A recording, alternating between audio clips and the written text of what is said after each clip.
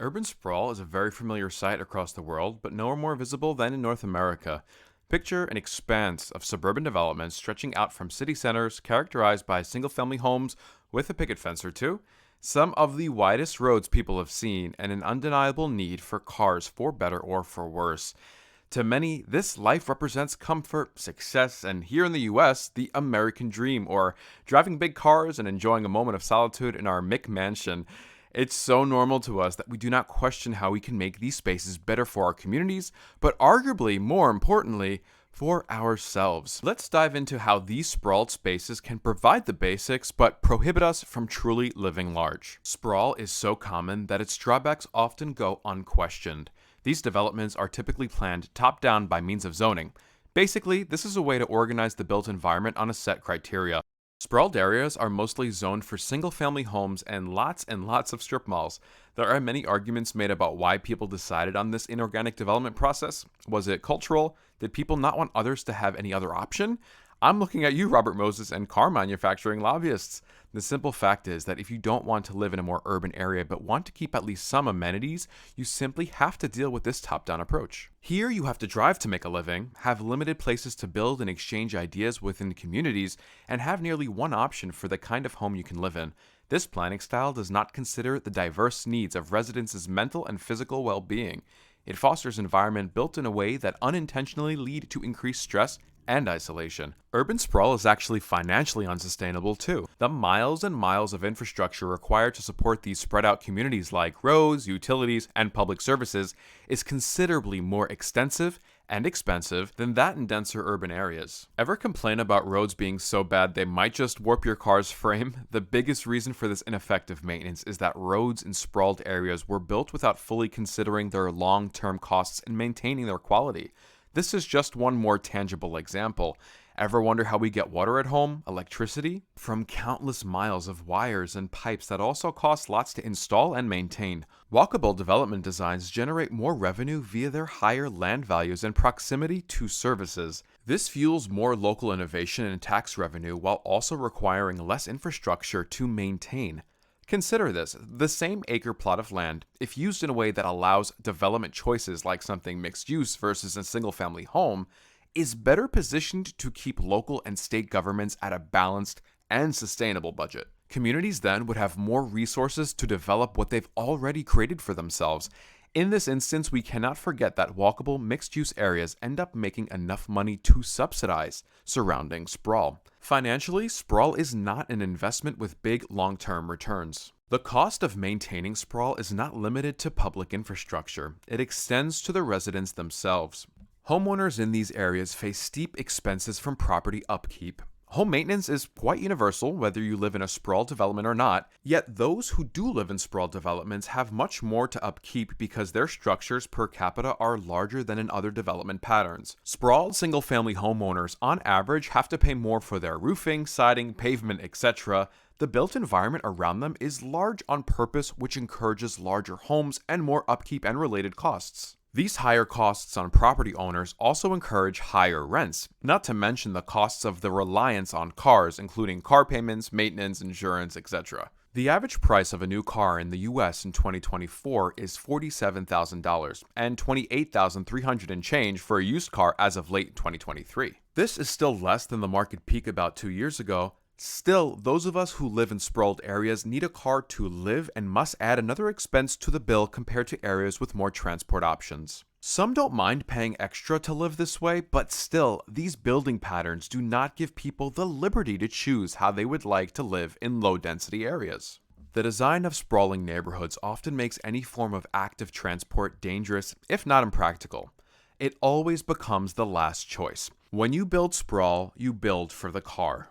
Sometimes sprawled areas will get lucky and there may be a commuter rail or a decent bus network. Overall though, residents are not incentivized to use them given how simple it is to drive your car down these wide roads. Here we see how intentional design limits residents' choices. Some say there is freedom in the open road, yet if everybody is on this open road, it's not quite open and we're left to freely sit in traffic. No development style, like building more lanes to an already busy road, diminishes traffic. Instead, it induces car demand similar to that of the top-down sprawl development that was designed to induce the demand for cars in the first place. It's an inorganic stimulus that leaves people with little alternatives. If you are able, the ultimate freedom lies in using your own 2 feet to take care of ourselves and our families. It's free and gives us the benefits of an active lifestyle. Next in line would be biking or scootering. Some of these options you can take over 30 miles per hour or nearly 50 kilometers per hour while taking up much less space than a car would. Ever drive past car traffic on your bike as you reach your destination sooner than the drivers? Talk about a sense of freedom. If not, the built environment has not given you the option just yet. But again, Sprawl is purposefully designed for unsafe walking and biking, yet another liberty residents are left without.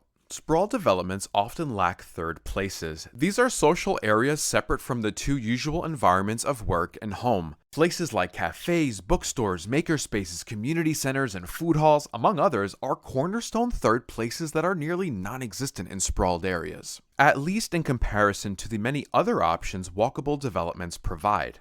When you purposefully build for cars, your cafes become drive-thrus, your food halls become strip malls, and makerspaces, if they exist, are confined to planned industrial parks that lack the connection to surrounding human resources that drive a competitive edge. These third places are a sign of an economically and socially thriving place. The current state of sprawl has less jobs, less engaged community members, and overall stagnant economies. Sprawled areas that are more well-off socially and economically tend to be situated near alternative mixed-use developments that more often than not grew organically without intervention from a small group of people. We humans know how to build third places that leave lasting impacts on our communities. We've done it for thousands of years. It's only a new phenomenon that we don't build for humans at human scale. Third places give people options in community and help define neighborhoods, making them truly unique places to live. In many sprawl developments today, housing options are limited. It assumes that single-family homes are a one-size-fits-all approach to housing. While it's not wrong to want to live in a single-family home, areas that do not offer any alternative housing type take away the liberty for locals to choose a housing option that best fits them. Seniors may want to downsize to a townhome that is walking distance to their downtown and close to their faith groups. First-time homebuyers may want to start small in a low-density multifamily condo that helps them build equity for their next big purchase. The simple fact is that most sprawl developments don't offer these basic choices. In many instances, you can drive for miles and encounter only a single housing type. In our complex world, we can get coffee options from different continents, a dozen milk varieties, and your choice of creative sweeteners to make a latte that is simply your one and only favorite choice. Imagine now you wanted to live in a low-density area, but it only gave you one single lifestyle choice. Single-family home, car required. Grandma would not be able to age close to you, and your new homebuyer friend may risk being mortgage burdened just because they want to be able to live close to their family. There is this classic argument that says, if you can't afford it here or don't like the lifestyle, then move. The question is, where? If this housing type continues to sprawl across the world like it is, other options like walkable towns close to transit become less available. That is why we live in sprawl developments. We simply do not have any other options for what we are looking for. Thankfully though, communities are waking up. Locals are asking for housing options that create mixed-use developments but still have a low-density feel. Today, these new communities are top choices for young and old alike. Yet, since they are more rare and so desirable, people pay a premium for a walkable area with housing type options. The conversation to reimagine sprawl to give residents the housing choices they seek is gaining momentum and will definitely be talked about more on this channel. Everyone should have the liberty to choose their housing type, especially locals of sprawl. So we just picked apart lots of flaws in purposefully sprawl development. So what can you look to for a reimagining of these areas that focus on community, mobility, and choice? Immediate solutions include infill development, where we can utilize vacant or underused land within existing sprawled areas to avoid unnecessary expansion and preserve green spaces. Relaxed zoning laws that allow property owners more freedom to develop their properties as they see fit, which leads to more diverse and adaptive land use. Owners would benefit financially in a market seeking alternatives. Mixed-use developments that integrate residential, commercial, and recreational areas in one community space. This molds neighborhoods to become more self-sufficient and reduces the need to travel far to satisfy what the community needs. Transit-oriented development creates walkable communities centered around mass transit systems while simultaneously giving communities many new mobility and housing options they don't receive today. Prioritizing multimodal transport options provides us with the choice to safely bike, walk, or take mass transit. The best part, you can absolutely still drive.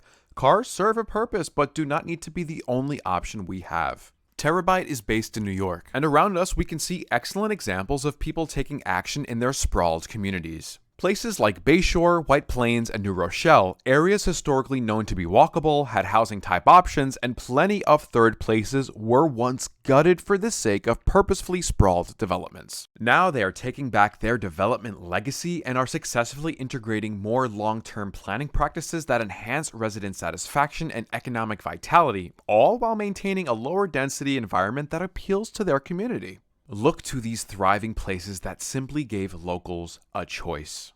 While sprawl has been idealized for decades and still has an appeal to many, the long-term benefits of diverse mixed-use communities are clear. For residents of sprawl developments, it's crucial to understand not only the hidden costs associated with these environments, but also the strong potential for an improved quality of life through thoughtfully designed spaces. Rethinking our approach to urban development could lead to healthier, more sustainable, and more economically vibrant communities. Let's truly live large. Thank you for making it to the end of the video. Want to continue to dive deep into the fascinating world of livability in both the physical and digital space? Stick around with us here at Terabyte.